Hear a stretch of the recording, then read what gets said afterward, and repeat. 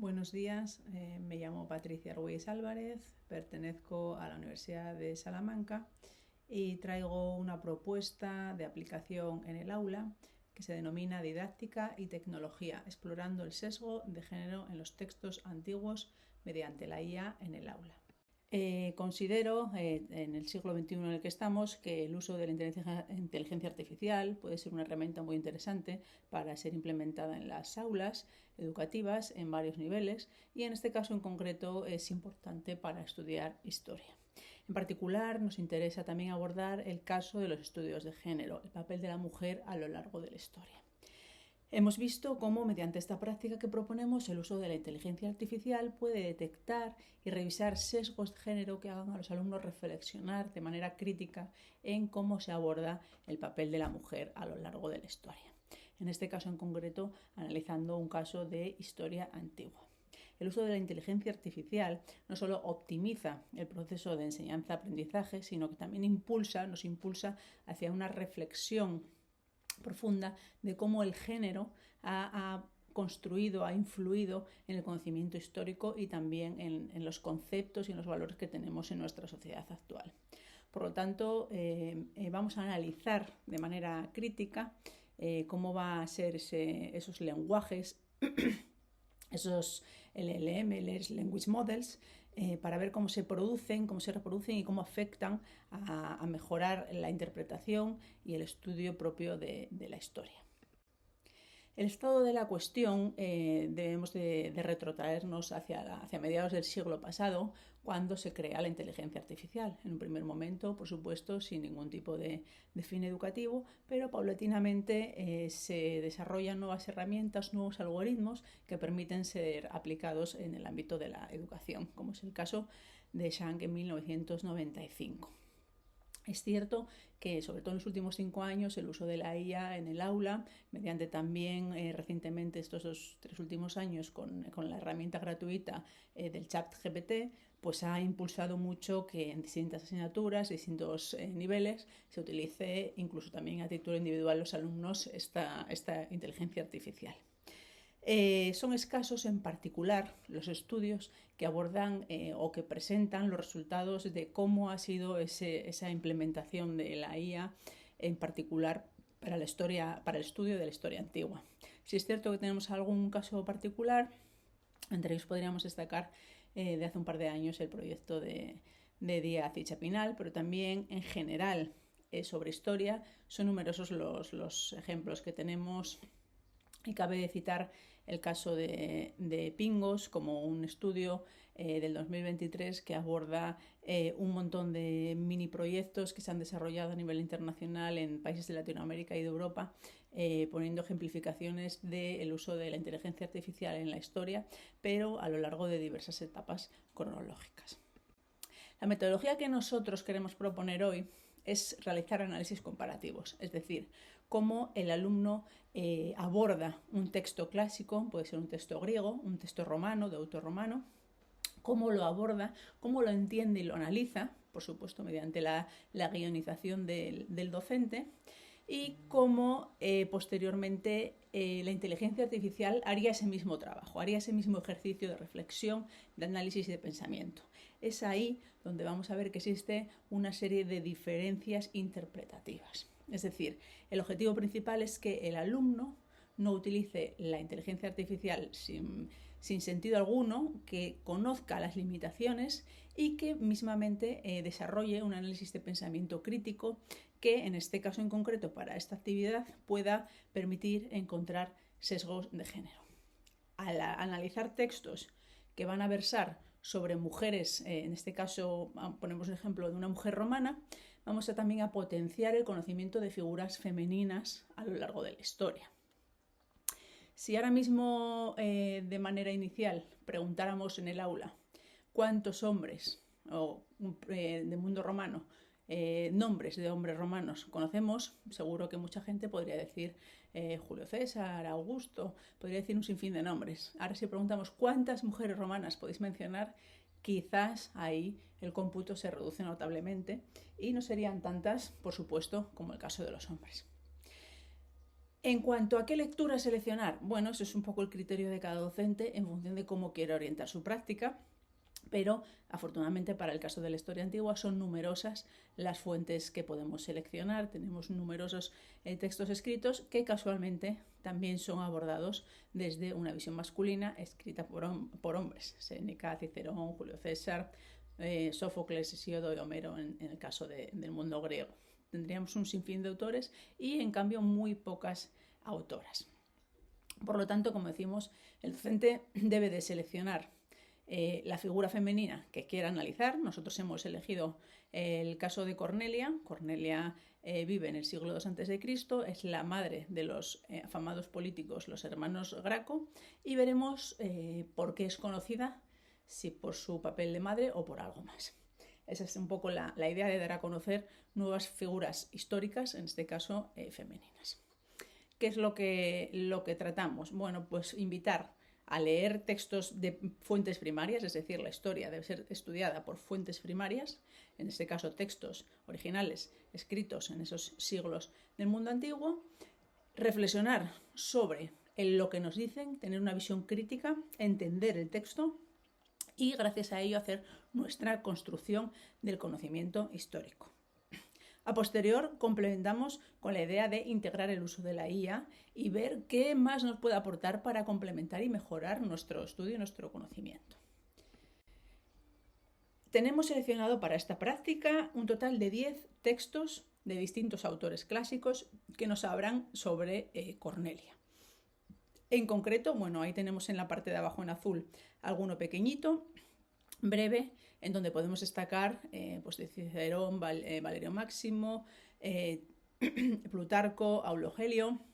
Nos hablan de la virtud que tenía esta señora Cornelia para escribir cartas a sus hijos, que eran hijos no solo del vientre de su madre, sino también de su cultura, que la propia Cornelia, presumiendo ante otras mujeres, decía que las joyas, que no eran joyas económicas, sino eran joyas por sus hijos, y que tenía una gran conversación. Eso sería un poco para tener la idea que vemos que esta mujer va un poco más allá de ese rol de madre.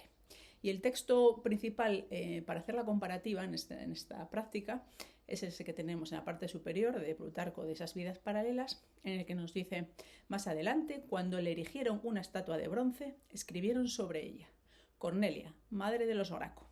Se recuerdan también muchos dichos de Cayo acerca de ella, pronunciados con elocuencia y públicamente contra uno de sus enemigos. Tú, dijo, insultas a Cornelia, la que dio a luz a Tiberio. Y con que este que insultaba era acusado de afeminado, añadió: ¿con qué derecho te comparas con Cornelia? ¿Has parido como ella? Y por cierto, que todos los romanos saben que ella ha estado más tiempo sin marido que tú, aunque eres hombre. Tal era la mordacidad de sus discursos y muchos ejemplos parecidos pueden sacarse de sus escritos. Este pequeño párrafo nos va a permitir hacer una comparativa y acercarnos un poco más hasta el papel en el caso de este personaje histórico, que sería, como decíamos, Cornelia. A nivel de resultados, tenemos a la izquierda la comparativa de la lectura de un análisis individual de una persona que lee ese texto y que lo interpreta de manera crítica. Es decir, por un lado tenemos que se valora a Cornelia como madre, ¿no? Dice que ha dado a luz, Cayo y Graco son dos hermanos. En el texto que es narrado por Cayo dice que ha dado a luz a su hermano Tiberio, ¿no? El gran Tiberio. Nos dice además el texto al inicio que le han dedicado una estatua. ¿Cuántos casos conocemos de mujeres en el mundo antiguo a las que le dediquen una estatua? Eso ya nos está dando una visión de que esa mujer tenía un papel importante en la esfera pública. Era conocida no solo dentro de su casa por ser madre, por criar a sus hijos, sino fuera en la esfera pública. Esa diferencia que hay en el mundo romano entre esfera privada y pública, esta señora la traspasaba y era considerada madre política de la sociedad, porque, como vemos, había educado muy bien a sus hijos en esos pequeños párrafos, y ella misma, decía uno de esos textos, no solo en su vientre, sino las había criado en su cultura, ¿no? Era una mujer muy versada y muy bien educada. Nos decía que era madre, por eso ese valor, por un lado, cultural, y por otro lado, ese rol de mujer. Había tenido hijos Y también al final su propio hijo recalca que esa persona a la que se enfrenta es poco hombre, pero para no, digamos, minusvalorar a su madre porque es mujer, dice que su madre es como más hombre que otros hombres, ¿no? Es una idea precisamente contraria al caso que nos ocurre si este mismo texto lo metemos en este caso en ChatGPT y le pedimos a la aplicación que nos analice el texto. Es decir, el alumno se ahorra el hacer el comentario de manera individual y dice, venga, va a hacer ese trabajo el ChatGPT. Bueno, pues el análisis que hace la inteligencia artificial está marcado por un sesgo de género. Nos va a decir, por un lado, que tenemos la fecundidad de Cornelia es principal, alaba ese rol reproductivo. Habla de Tiberio y luego podemos sacar o podemos conocer, si conocemos algo de la historia de Cornelia, que llegó a tener hasta 12 hijos, es decir, algo a valorar. Habla también de la virtud que tiene Cornelia, porque nos dice que trata muy bien a sus hijos, que ha sido virtuosa con el tratado de sus hijos, y también nos habla de que es casta porque lleva muchos años siendo viuda, con lo cual el trato con los hombres es el correcto, ni más ni menos que lo que debe de ser. Y luego, por último, como decíamos, ensalta el rol materno, no solo el de fecundidad, sino el de haber criado bien a sus hijos, sin especificar si ha sido de manera cariñosa o de manera cultural.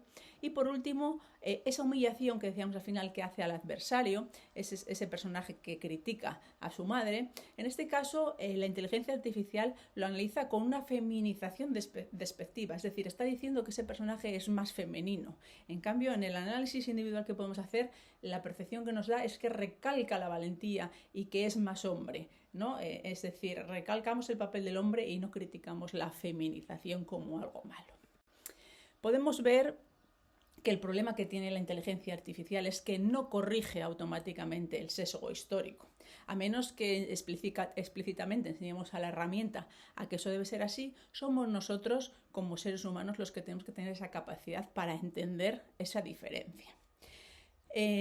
Nosotros no podemos tener la capacidad de excluir a la mujer del campo histórico porque han sido muchas y muy notables las que han hecho diversas cosas y sí que aparecen reflejadas quizá en menor medida que los hombres, pero en estos textos históricos. Por lo tanto, si existe una exclusión de las mujeres por defecto en el discurso público, a través de filósofos, historiadores, escritores o poetas, porque esos hombres son los que escriben para otros hombres, pero realmente debemos de tener socialmente esa obligación de rescatar esos roles de la mujer en la historia. No solo exclusivamente, como hemos visto en este ejemplo, atados a un rol tradicional de género de esa mujer como madre, como esposa, como musa, como una tentación, como un pecado. Es fundamental, por tanto, también este ejemplo de estudio que ponemos no se ha todavía aplicado al aula a ningún nivel, pero sí consideramos que es muy importante, una vez que se aplique, que se analicen, que se recojan los datos y los resultados, crear una rúbrica, analizarlos, porque eso va a permitir si realmente esta propuesta cumple los objetivos pedagógicos, se han alcanzado ese grado de entendimiento del texto, de crear o de mejorar esa capacidad crítica. También se fomenta esa habilidad de aprender de manera autónoma. Y todo ello pues permite mejorar, cambiar los textos, cambiar el personaje en función y en la evolución de esos grupos a los cuales se va proponiendo esta actividad. En definitiva, consideramos que la inteligencia artificial es interesante para aplicar en el aula, pero no debe de sustituir nunca el juicio humano. Debe ser utilizada con medida y con control, sabiendo hasta qué punto puede reducir el trabajo, puede ser importante o debemos de no utilizarla, no interesante. Sí que se debe de aprovechar esa potencialidad de la inteligencia artificial y tenemos que intentar aprovechar e implementar siempre nuevas metodologías activas, el uso de las TICs y nuevas herramientas que van acorde a nuestro proceso de evolución de la sociedad dentro de este mundo de las tecnologías. Podemos lanzar un sinfín de nuevas propuestas que permitan estudiar historia, en este caso complementarias a esta actividad del mundo antiguo y de las mujeres, pues podríamos generar biografías con inteligencia artificial, hacer reconstrucciones visuales, crear otro tipo de diseños educativos. Es decir, la habilidad y las capacidades que nos va a dar el utilizar la inteligencia artificial en el aula pues son infinitas. Y a nivel de conclusión, simplemente decir que la inteligencia artificial permite desarrollar un montón de actividades, fomenta el trabajo digital, el colaborativo, las metodologías activas, es muy útil tanto para los investigadores como para los docentes como para los alumnos. En este caso en concreto es una herramienta extra para poder abordar cuestiones de género tan importantes en la educación de todo el alumnado en cualquier nivel educativo. Y nada más, espero que les haya gustado. Muchas gracias.